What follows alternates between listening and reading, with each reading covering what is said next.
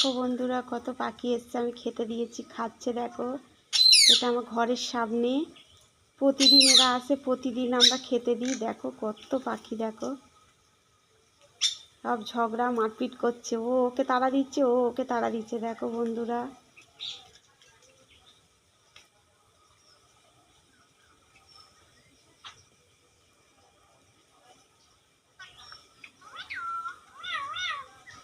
আমার টিয়া পাখি ডাকছে, দেখেছো বন্ধুরা?